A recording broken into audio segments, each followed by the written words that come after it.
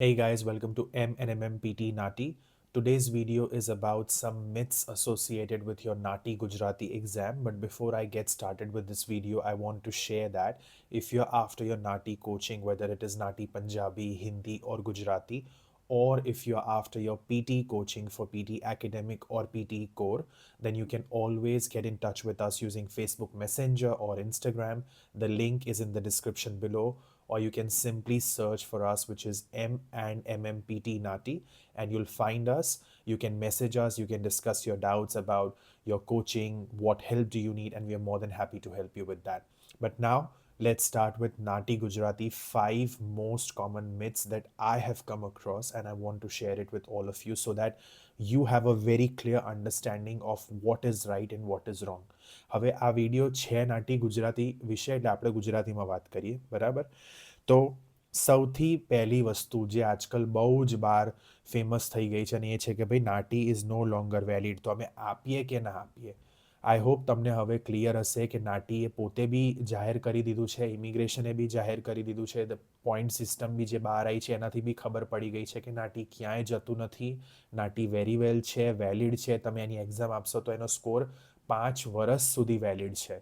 Okay, તો એવું નથી કે આજે એક્ઝામ આપીને 3 મહિના પછી ફરીથી એક્ઝામ આપવાની છે. 5 વર્ષ સુધી સ્કોર વેલિડ છે. એટલે 2024માં નાટી ક્યાંય જતું નથી. હજુ 1 વર્ષનું આવી ગયું છે. નેક્સ્ટ જુલાઈ સુધી નાટી ક્યાંય નથી જવાનું. એટલે જુલાઈ 2025 સુધી નાટી ક્યાંય નથી જવાનું. તમારે પીઆર લેવાના હોય તો નાટી આપો.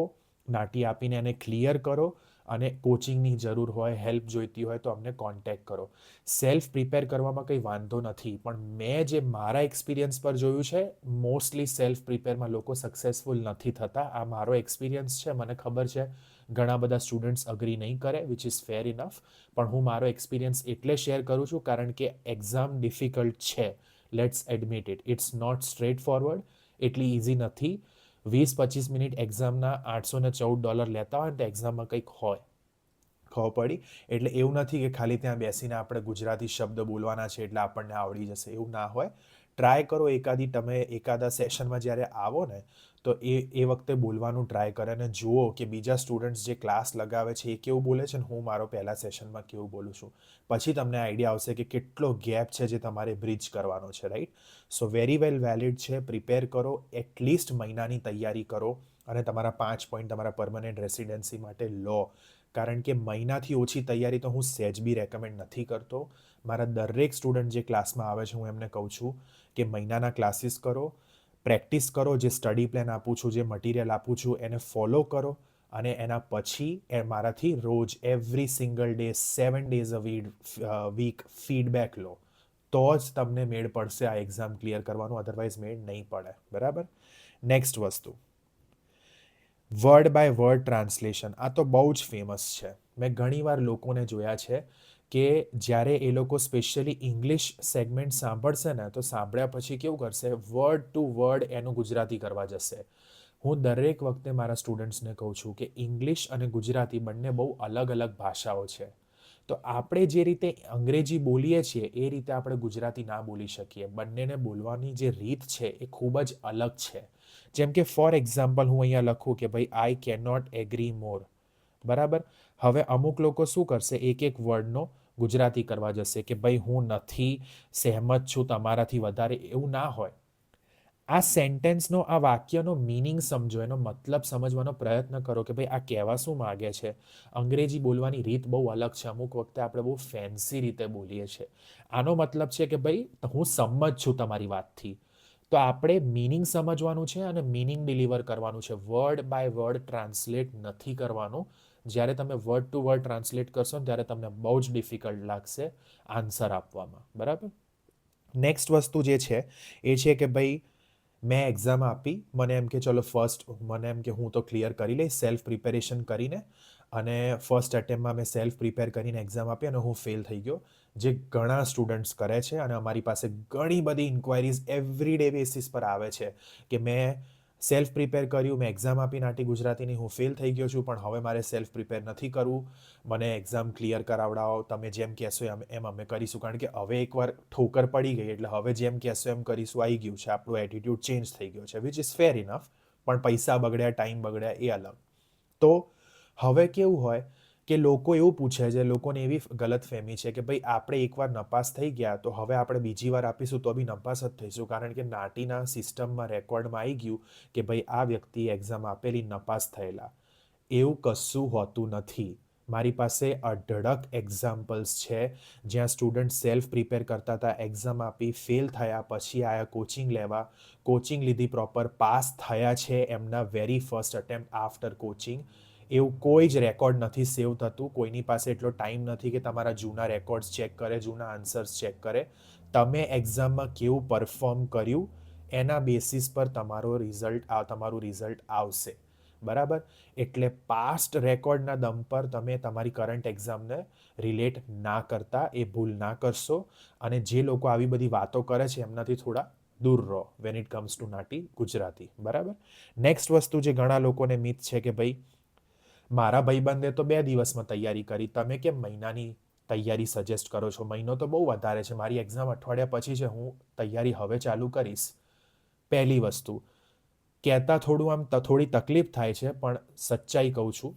7 વર્ષનો એક્સપિરિયન્સ પીટીનો છે, 7 વર્ષનો એક્સપિરિયન્સ નાટી હિન્દીનો છે, નાટી ગુજરાતી નવી એક્ઝામ છે એટલે 2.5-3 વર્ષ એક્સપિરિયન્સ એનો થઈ ગયો. આ એક્સપિરિયન્સના બેસિસ પર વાત કરું છું તમારી સાથે, બીજા કોઈના દમ પર વાત નથી કરતો. ઓકે? આ મારું એક્સપિરિયન્સ એવું કહે છે કે 99% લોકો કેટલી તૈયારી કરી, શું તૈયારી કરી, કેટલા દિવસની તૈયારી કરી, અનફોર્ચ્યુનેટલી એના વિશે તમને સાચું નથી બોલતા. કોઈ બી તમને ડેટ ટાઈમ લઈને નહીં કહે કે મેં મહિનાની તૈયારી કરી. લોકો 3 મહિનાની તૈયારી કરે છે ને તો એવું કહે છે કે મેં 30 દિવસની તૈયારી કરી, મહિનાની તૈયારી કરી. મહિનાની તૈયારી કરે છે તો એવું કહે છે મેં અઠવાડિયાની તૈયારી કરી. અમુક લોકો સાચું બોલતા પણ હોય, પણ એ લોકોનું આઈક્યુ મે બી બહુ વધારે હશે, એ લોકો બહુ સ્માર્ટ ઇન્ટેલિજન્ટ હશે, પણ દરેક સ્ટુડન્ટ સેમ ના હોય. એક વ્યક્તિને મહિનાની તૈયારી હોય ને તો બીજા વ્યક્તિને કદાચ 2 વીકમાં બી પાસ થઈ જાય, અને કોઈને 2 મહિના બી ઓછા પડે છે. તો જસ્ટ બિકોઝ તમારા એક ઓળખીતાએ કંઈ કહી દીધું એટલે આપણે બ્લાઇન્ડલી ટ્રસ્ટ કરીએ એવું નથી હોતું. પીઆર તમારા છે, લાઈફ તમારી છે, ઇમિગ્રેશન તમારું છે. સ્માર્ટ બનો. કોઈની વાતોમાં ખાલી બસ ઉતરી ગયા આપણે અને એમને કીધું એટલે એવું કર્યું, એવું નહીં કરવાનું. જેને ખબર છે, જે ભણાવે છે, જે ટીચર છે, એમને પૂછો તમને શું લાગે છે મારા પરફોર્મન્સ પરથી? શું હું મહિનામાં રેડી છું એક્ઝામ આપવા માટે? શું હું 3 વીકમાં એક્ઝામ આપી શકું છું? તમે કહો હું શું કરું. ત્યારે એવા ડિસિઝન્સ લેવાના. અને જે સ્ટુડન્ટ એક્સપર્ટની માને છે ને વાત, એ લોકો કોઈ દિવસ પછતાતા નથી. પણ અધરવાઇઝ જે લોકો અંદાજાથી ચાલે છે ને કે ચલો આમણે આવું કર્યું તો આપણે બી આવું કરીએ, એ લોકો મોટા ભાગે એમને તકલીફ પડે છે. આ મારું એક્સપિરિયન્સ છે. ઓબ્વિયસલી ડિસિઝન તમારો છે, પણ હું તમને ખાલી મારો એક્સપિરિયન્સ શેર કરું છું. ઓકે? નેક્સ્ટ અને જે લાસ્ટ વસ્તુ છે એ છે કે અમે 4 ફ્રેન્ડ્સે તો એક્ઝામ જોડે આપેલી. મારા ફ્રેન્ડનું રિઝલ્ટ આવી ગયું પણ મારું રિઝલ્ટ હજી નથી આવ્યું, અને એનું રિઝલ્ટ અઠવાડિયા પહેલાં આવી ગયું હતું, મારું હજુ નથી આવતું. શું હું ફેલ થઈ ગયો કે ફેલ થઈ ગઈ? ના, એવું નથી હોતું. ઘણા બધા લોકો એક્ઝામ આપે છે, ડિફરન્ટ કન્ટ્રીઝમાં બેઠા બેઠા એક્ઝામ આપે છે. દરેક જે ચેક કરવાવાળું હોય એને અમુક નંબર ઓફ સ્ટુડન્ટ્સ એલોકેટ થાય. બધાનું એક રોસ્ટર બનેલું હોય. તમારું કોની પાસે એલોકેટ થયું, એનું શું રોસ્ટર છે, એ ક્યારે ચેક કરે છે, એના ઉપર ડિપેન્ડ કરે તમારો સ્કોર ક્યારે આવશે. નોટ કે તમારા ભાઈબંધનું આવી ગયું કે ના આવી ગયું. એટલે જસ્ટ બિકોઝ થોડી વાર થાય છે એટલે એવું ના હોય કે તમે ફેલ થવાના છો. ઘણા સ્ટુડન્ટ્સ છે એમનું રિઝલ્ટ 4 વીક્સમાં આવી જાય છે, ઘણાનું 5 વીક્સમાં આવે છે, ઘણાનું 6 વીક્સમાં આવે છે. અમુક લોકોને તો 2 વીકમાં બી રિઝલ્ટ આવ્યા છે. અને મેં જોયા છે કે લોકોને 4-5 વીક્સ પછી બી જ્યારે રિઝલ્ટ આવે છે તો એ લોકો પાસ થાય છે વિથ ગુડ સ્કોર, પ્રોવાઇડેડ તમે જે બરાબર વસ્તુ કરવાની છે કરી હોય. તમે જે રીતે મેં કીધું પ્રેક્ટિસ કરવાનું એ રીતે કર્યું હોય, સ્ટડી પ્લાન ફોલો કર્યો હોય, ક્લાસીસ અટેન્ડ કરી હોય, ક્લાસ મિસ થઈ ગઈ તો ક્લાસની રેકોર્ડિંગ ડેફિનેટલી જોઈ હોય, સાથે 7 દિવસ જે પ્રેક્ટિસ કરવાનું કીધું એ કર્યું અને ફીડબેક લીધું હોય. ફીડબેક મેં કીધું કે નથી આ બરાબર, ફ્લુએન્સી નથી બરાબર, આમ નથી કરવાનું, તો એ ફોલો કર્યું હોય. જે રીતે હું મારા સ્ટુડન્ટ્સને કહું છું કે મને આટલી આટલી વસ્તુના એવરી સિંગલ ડે ફોટા જોઈએ કે તમે શું પ્રેક્ટિસ કરી, એ તમે મોકલ્યા હોય. એક પ્રોસેસ છે, એક પદ્ધતિ છે, એનું પાલન કરો ને તો તમને આઉટકમ મળે જ. અને અધરવાઇઝ આઉટકમ નથી મળતું, એ હું તમને કહી શકું છું.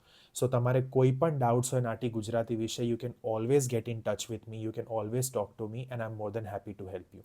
All the best.